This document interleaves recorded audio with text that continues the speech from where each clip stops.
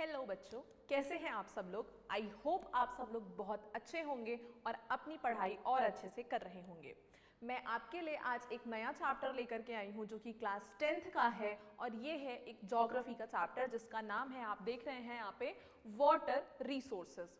अब आप बोलोगे मैम अभी तो हमने एक और चैप्टर पढ़ा था environment as a resource, environment forest as a resource. तो हम इस चैप्टर में क्या पढ़ेंगे, इस चैप्टर में हम पढ़ेंगे कि वाटर जो है वो किस तरीके से हमारे लिए रिसोर्स है और किस तरीके से हम उसका एक यूज करके हम उसके लिए उससे बेनिफिट ले सकते हैं। तो हम इस चैप्टर में ये चीज पढ़ेंगे।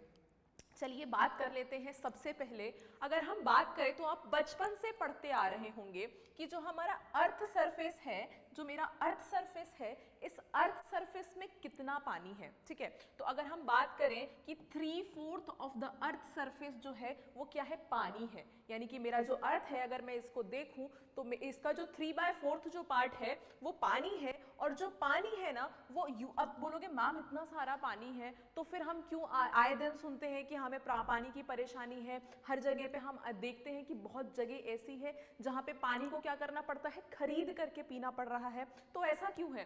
तो इसका आंसर ये होता है कि जो भी पानी है, हमारे पास पानी एक्सेसिव अमाउंट में है। अब एक एग्जाम्पल ले लीजिए, अगर मान लीजिए हम बोले कि किसी कोई एक इंसान है, कोई गरीब इंसान है, कोई पुअर इंसान है, ठीक है, उसके 10 बच्चे हैं या मान लीजिए 5 बच्चे हैं। अब उस 5 के 5 बच्चे, अगर तो हम मान लें कि ठीक है वो सब अच्छी चीज़ है, क्यों, अगर उसके पास 5 बच्चे हैं तो 5 बच्चे अगर उसके ठीक ठाक 5 बच्चे कुछ बन गए तो कहीं ना कहीं उसको उस गरीबी से निकाल देंगे। लेकिन अगर मान लो वो नहीं बने तो सेम यही कंडीशन है कि यहाँ जो पानी है वो ज़्यादा यूजेबल नहीं है, यूजेबल वाटर जो है वो बहुत ही कम मात्रा में होता है। अब अगर यूजेबल बहुत कम मात्रा में है तो इससे ये प्रॉब्लम आ सकती है कि पॉपुलेशन बहुत ज़्यादा है, पानी बहुत कम है। कौन सा पानी कम है? यूजेबल वाटर कम है। तो उसके लिए क्या प्रॉब्लम है? अच्छा, जो यूजेबल वाटर है ना वो सिर्फ और सिर्फ फ्रेश वाटर है। अब ये जो फ्रेश वाटर है, अगर हम बात करें कि ये फ्रेश वाटर आता कहाँ से है, तो मैं बात करूं फ्रेश वाटर आता कहाँ से है, यहाँ पे लिखा है सरफेस रन ऑफ एंड दूसरा लिखा है आपका ग्राउंड वाटर। ग्राउंड वाटर क्या होता है? आपने वाटर साइकिल के बारे में पढ़ा होगा बचपन में कि किस तरीके से वाटर साइकिल का काम क्या होता है और किस तरीके से वाटर का साइकिल चलता है, किस तरीके से वाटर को रिकवर किया जाता है, रिन्यू किया जाता है। तो यहाँ पे क्या है, जब बारिश होती है ना, जब अगर हम देख लें कि बारिश होती है, बारिश करते हैं, बारिश जब होती है उस दौरान जो पानी जा रहा होता है सरफेस पे उसको हम बोलते हैं वाटर रन ऑफ। यानी कि रेन के थ्रू जो पानी आया, नीचे आया, जमीन पे आया और जमीन पे वो जा रहा है, रिस रहा है, उसको हम क्या बोलेंगे? Surface run of. और जो पानी जमीन के अंदर है उसको हम क्या बोलेंगे? ग्राउंड वाटर बोलेंगे। तो ये दो मेजर चीज है जहां पे हम बोल सकते हैं कि जो हमारा पानी है वो हमारे लिए, ये दो पानी है जो मेरे लिए यूजेबल है। ठीक। अब ये जो दो चीजें हैं ना, इसको रिन्यू किस तरीके से किया जाता है, तो एक साइकिल का नाम होता है जिसको हम बोलते हैं हाइड्रोलिक साइकिल। उसके थ्रू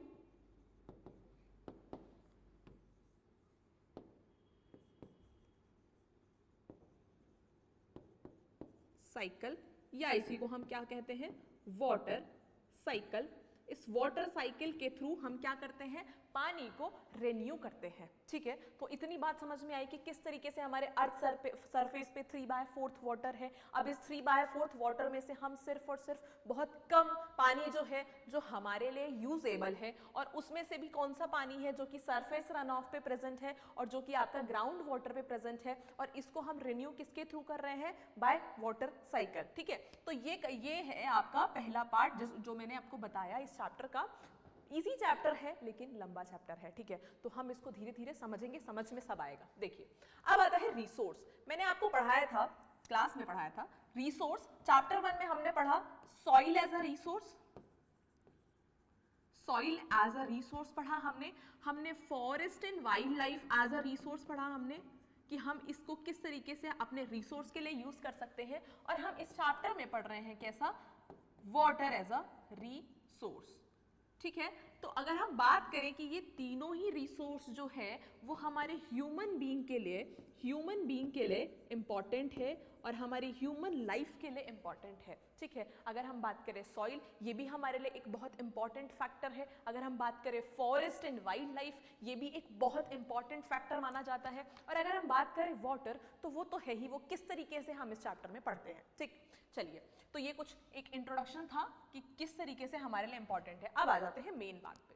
देखिए, मैंने हेडिंग डाली है व्हाई इज वाटर स्केर्स, मतलब क्या जरूरत है, क्यों कमी आ रही है पानी की, क्यों हमें उसको बचाने की जरूरत है और क्यों है स्कैर्सिटी वाटर की। तो सबसे पहले अगर हम बात कर लें, मैंने आपको बताया कि जो हमारा पानी है वो कितना है, 2.5% ही हमारा फ्रेश वाटर है। अभी मैंने पिछले स्लाइड में बताया कि जो हमारा 3/4 पानी है, अर्थ पे जितना भी पानी है, उस पानी में से हम सिर्फ कितना यूज कर सकते हैं, हम सिर्फ उसमें से फ्रेश वाटर यूज कर सकते हैं, और वो फ्रेश वाटर कितना है, वो बहुत कम है, ठीक है। तो फ्रेश वाटर अगर आपके पास कम है, यानी कि 2.5% ही आपका फ्रेश वाटर है, सबसे इंपॉर्टेंट चीज तो यही है, पहला फैक्टर यही बनता है पानी की कमी होने का। और दूसरा चीज हम ये मान सकते हैं कि 9.6%, एग्जैक्ट नहीं बोल रही हूं मैं, 9.6, अबाउट 9.6% हमारा जो है पानी ओशियन वाला है, ठीक है, जो कि हमारे लिए यूजेबल नहीं है। चलिए, अब बात करते हैं फ्रेश वाटर। अब मैंने बताया आपको कि फ्रेश वाटर है। अब इसमें से भी अगर हम बात कर लें तो 70% पानी कहाँ पे है हमारा, आइस शीट्स में प्रेजेंट है, और दूसरा क्या है आपका, ग्लेशियर्स पे प्रेजेंट है। तो ये दूसरी चीज हो गई। आपने बोला कि ठीक है आपके पास फ्रेश वाटर है, लेकिन अब फ्रेश वाटर भी हम 100% यूज नहीं कर सकते हैं, उसमें भी सिर्फ और सिर्फ क्या है, 70% आपका कहाँ प्रेजेंट है, आइस शीट्स में प्रेजेंट है, और दूसरा कहाँ पे है आपका, ग्लेशियर्स में प्रेजेंट है। तो वो भी हमारे लिए फायदे का नहीं है, ठीक है। चलिए, और दूसरी चीज क्या है, हमारे पास जो फ्रेश वाटर है उसका 30% कहाँ पे है, आपका ग्राउंड वाटर है, यानी कि फ्रेश वाटर का 30% कहाँ पे है, ग्राउंड वाटर है, ठीक है। मैंने बताया था कि ग्राउंड वाटर हम यूज कर सकते हैं। तो अगर हम बात करें फ्रेश वाटर में से 70% ही सिर्फ ग्राउंड वाटर है, और इस वजह से हम क्या बोल सकते हैं कि पानी जो है उसकी कमी है। चलिए, अगली बात है कर लेते हैं ग्लोबल प्रेसिपिटेशन। ऐसा माना जाता है, अच्छा प्रेसिपिटेशन कहीं भी वर्ड आए, आप ये समझिएगा कि प्रेसिपिटेशन का मतलब होता है रेनफॉल। अगर मैं बात करूं कि इस एरिया का ये प्रेसिपिटेशन है, या इस एरिया का एवरेज प्रेसिपिटेशन इतना है, यानी कि वहां बात हो रही है किसकी, रेनफॉल की। प्रेसिपिटेशन का मतलब सिर्फ वही नहीं होता है जो आप केमिस्ट्री में पढ़ते हैं कि प्रेसिपिटेट बनता है, नहीं, रेनफॉल से भी रिलेटेड है। और अगर हम बात करें कि इंडिया जो है, इंडिया में एवरेज सिर्फ और सिर्फ 4% ही बारिश होती है, तो बहुत कम है। अगर हम देखें कि पूरे वर्ल्ड के कंपेयर में अगर हम देखें तो इंडिया जो है, इंडिया के अंदर अगर 4% ही बारिश हो रही है, और मैंने आपको बताया कि सरफेस रन ऑफ ही है जो कहीं ना कहीं हम उसको यूज कर पाते हैं, ठीक है, वो हमारे लिए इंपॉर्टेंट है। तो 4% ही बारिश हो रही है, ये एक फैक्टर बन गया इस चीज का। तीसरी और बाकी बात कर लेते हैं, तो जो अगर हम बात करें 2025 तक ऐसा माना जाता है कि एक इंडिया ऐसा कंट्री हो जाएगा जहां पे वाटर की स्कैर्सिटी हो जाएगी।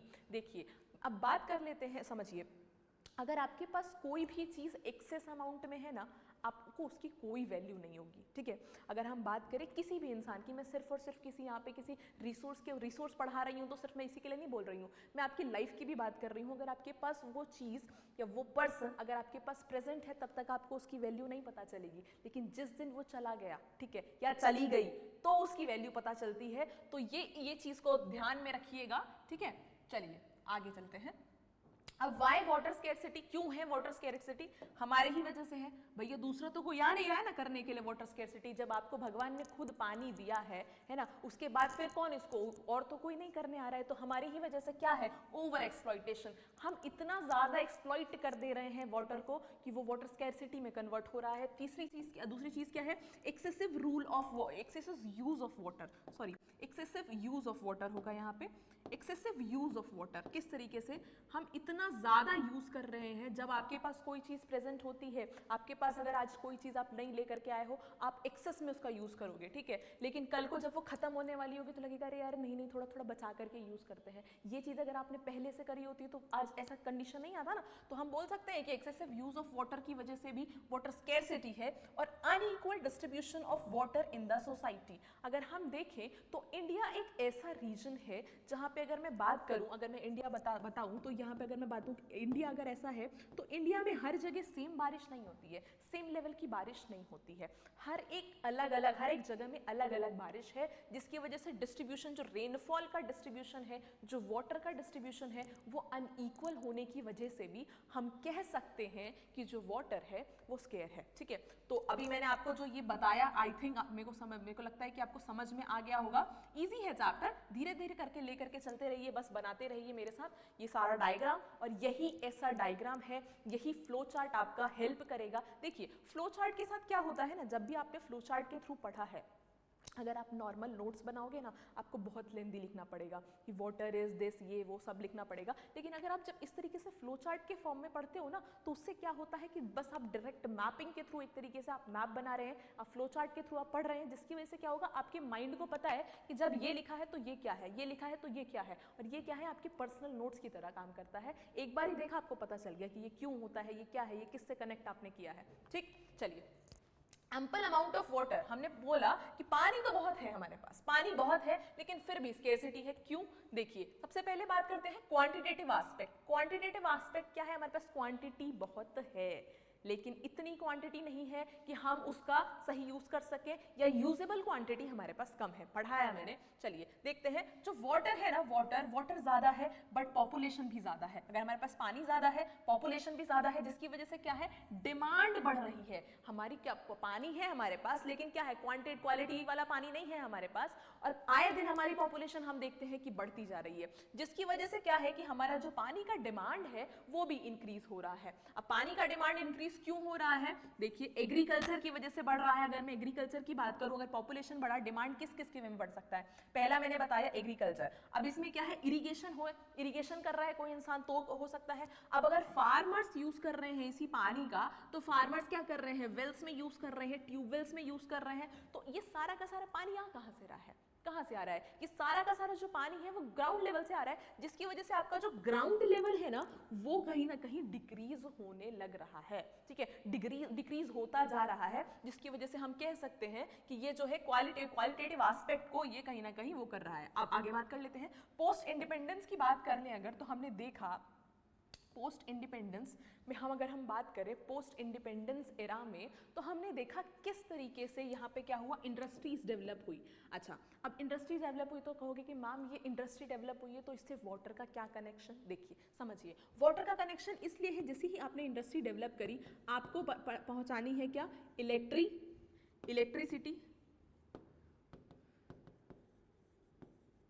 इलेक्ट्रिसिटी प्रोवाइड करानी है, उसके लिए आप पानी का यूज करोगे। दूसरा चीज क्या है, आपको और भी यूज करने हैं उसके, तो उसके लिए पानी का यूज करोगे।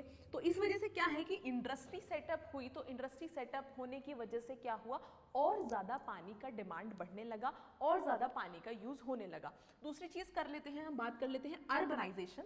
अर्बनाइजेशन एक ऐसी चीज है, अगर हम बात करें कि अर्बनाइजेशन जैसे जैसे धीरे धीरे हुआ, पहले के टाइम पे लोग गांव में रहते थे, उनको इतना ज़्यादा नहीं था, ठीक है, लेकिन जैसे ही वो लोग गांव से माइग्रेट करके या गांव से जा करके वो लोग शहर में पहुंचते हैं, तो इसको हम बोलेंगे अर्बनाइजेशन। जैसे ही अर्बनाइजेशन हुआ तो वहां पे क्या हुआ, सोसाइटीज बननी स्टार्ट हुई।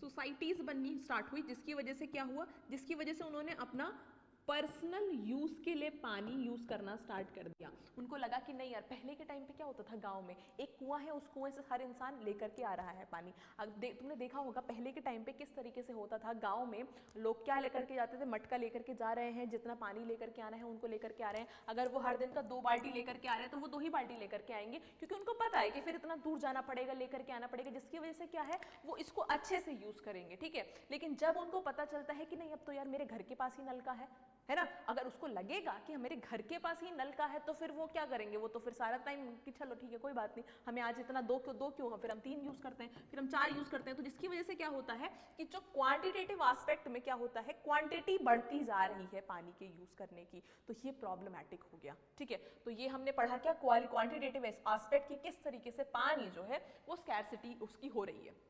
अगली बात कर लेते हैं क्वालिटेटिव एस्पेक्ट। अब क्वालिटेटिव एस्पेक्ट में क्या आता है, देखिए क्वालिटेटिव एस्पेक्ट में ये था कि हमारे पास पानी है, हर बार मैं यही बोलूंगी कि पानी है हमारे पास, लेकिन आपके पास क्वालिटी नहीं है पानी की। पानी प्रेजेंट है आपके पास, क्वालिटी नहीं है पानी की। पीछे हमने पढ़ा था पानी है, क्वांटिटी भी है, लेकिन फिर भी क्या है, हम उसका एक्सेसिव यूज करके उसको खत्म कर दे रहे हैं। तो पॉपुलेशन जैसे ही ऐसे इंक्रीज हो रही है, पानी का यूज करती जा रही है। क्या यूज कर रही है? एक्टिविटीज हो रहे हैं, डिफरेंट टाइप की एक्टिविटीज हो सकती है। जैसे मैंने बताया था कि इंडस्ट्री सेटअप हो रही है, जब इंडस्ट्री सेटअप होगी तो उस इंडस्ट्री का कुछ वेस्ट निकलेगा। अब इस वेस्ट को वो कहाँ डंप करेंगे? वो इसको पानी में ही डंप कर देंगे, जिसकी वजह से क्या होगा, और दूसरी चीज क्या, उसके अंदर केमिकल्स होंगे, उसके अंदर फर्टिलाइजर्स होंगे। फर्टिलाइजर्स इंडस्ट्रीज में नहीं कह सकते हैं हम, फार्मर्स के लिए कह सकते हैं। तो जिससे क्या होगा कि ये दोनों ही चीजें क्या कर रही हैं, पानी में डंप कर रहे हो आप, वेस्ट को डंप कर रहे हो, जिसकी वजह से पानी की क्वालिटी को और आप खत्म कर रहे हो। ठीक है, पानी की क्वालिटी को और आप खत्म कर रहे हो, जो बचा कुचा पानी है वो भी क्या हो जाएगा, खराब हो जाएगा। तो ये एक क्या कह सकते हैं, आपका क्वालिटेटिव एस्पेक्ट कह सकते हैं कि आप क्या कर रहे हैं, आप पानी की क्वालिटी को खत्म कर रहे हैं।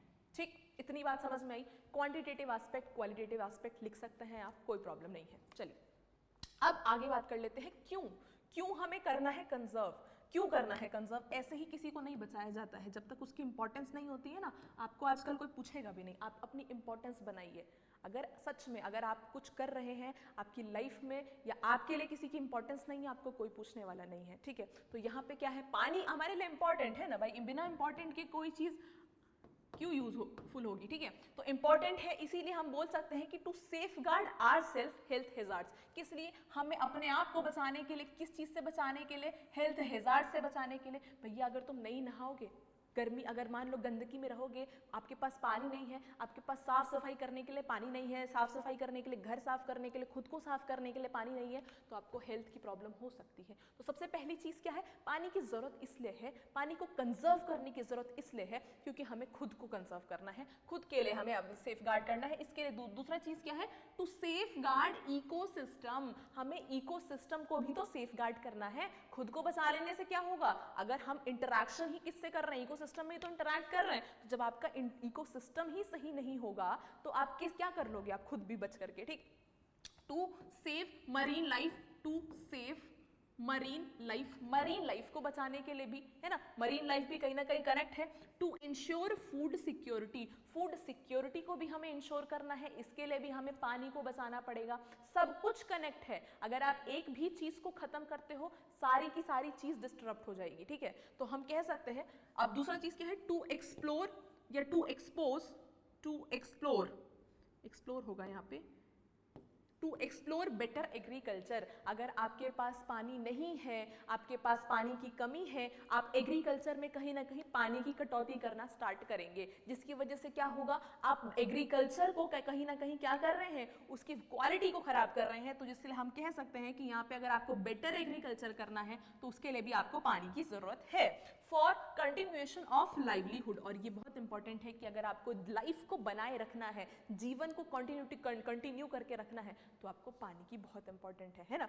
देखा गया है ना, आपको कोई भी आता है सबसे पहले अरे पानी बहुत इंपॉर्टेंट है भैया, पानी बहुत ज्यादा इंपॉर्टेंट है। चलिए अगली बात कर लेते हैं। तो हमने क्या किया, ठीक है, हमने पढ़ा किस तरीके से पानी हमारे लिए इंपॉर्टेंट है कि नहीं है, हमने पढ़ा नहीं, पता चल गया है।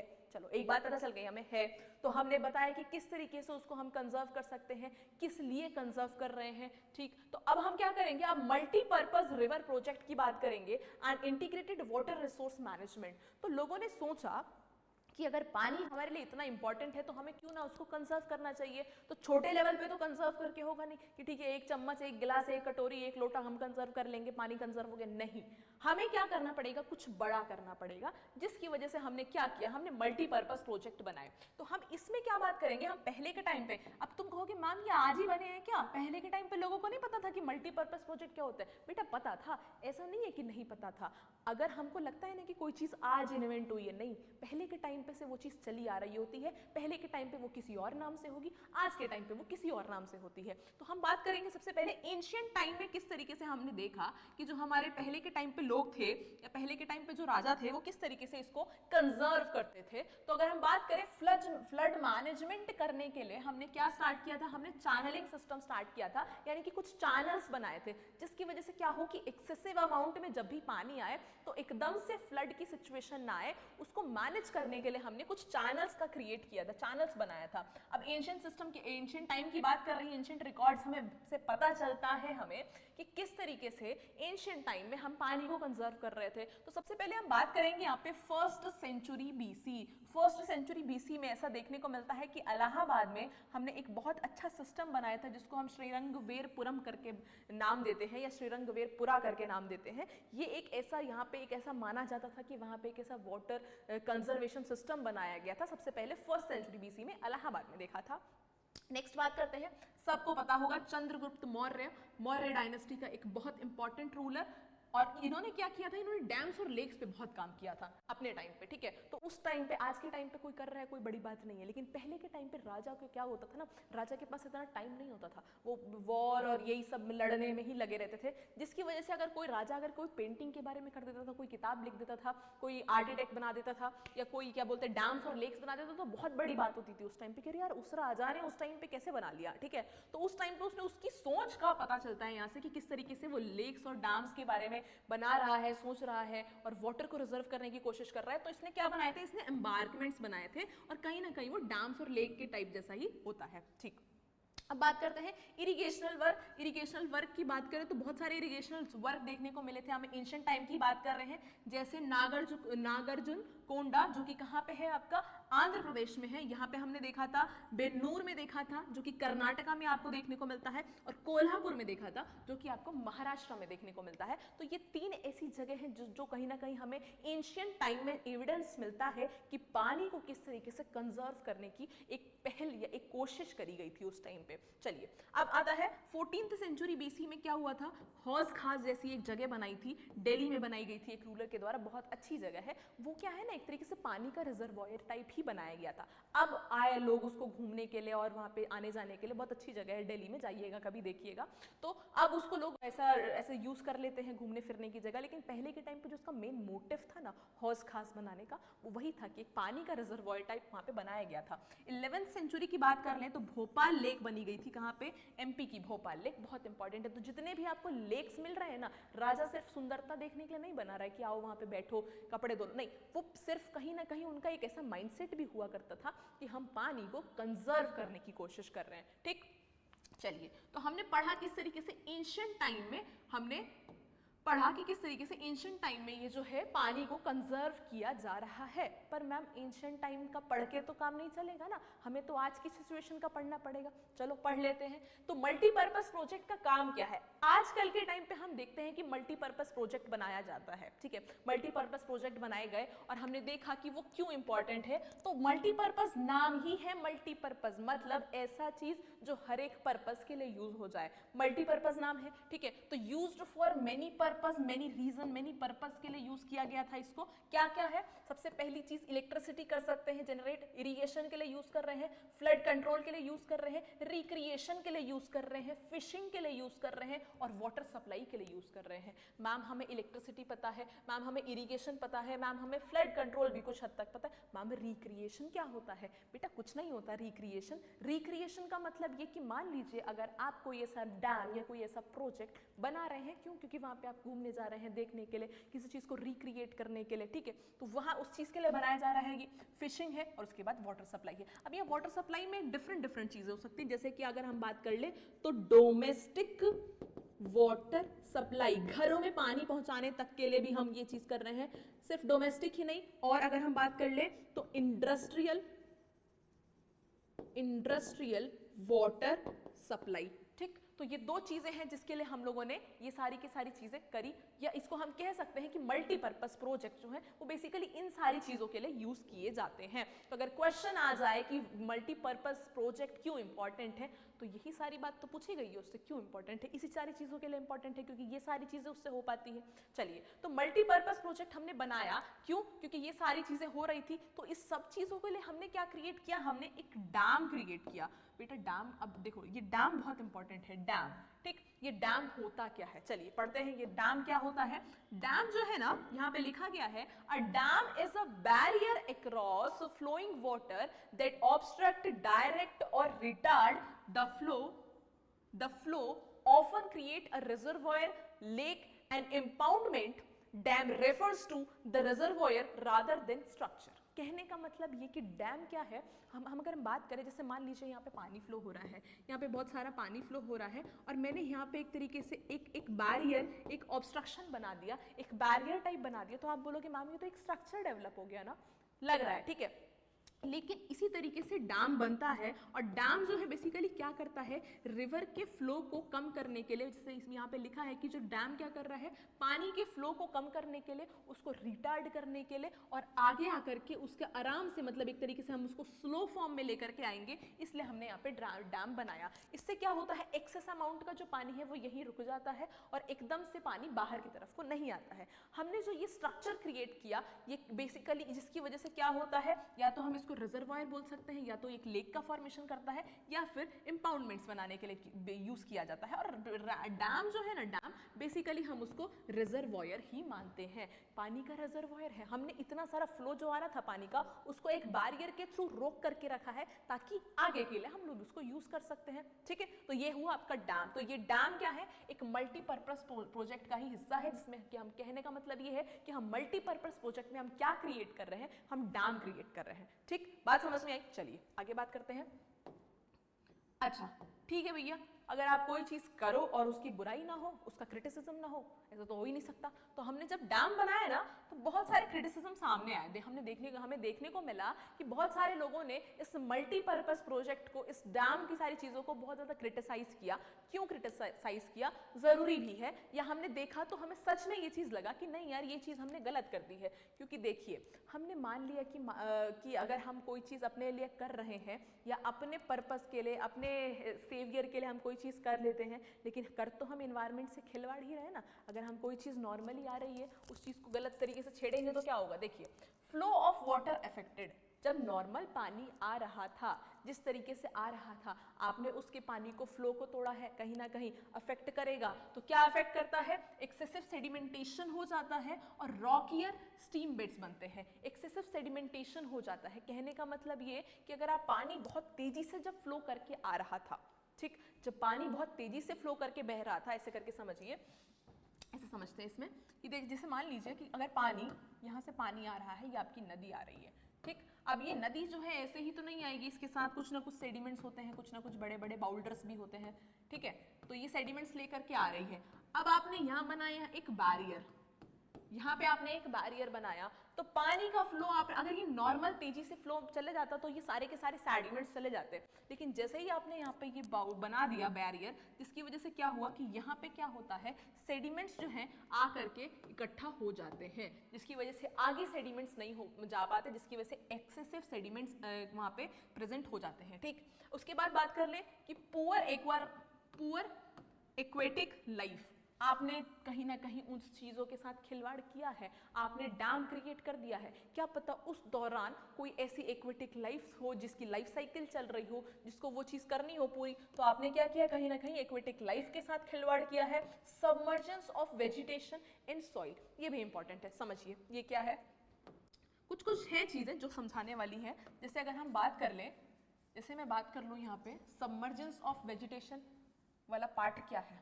देखिए फिर से नदी बहाएंगे हम, जैसे मान लीजिए ये नदी इस तरीके से था, इस नदी का माउथ कितना है, अगर मैं यहाँ बात करूँ तो इस नदी का माउथ कितना है, एटलीस्ट इतना तो है, इतना बड़ा तो है इसका एरिया।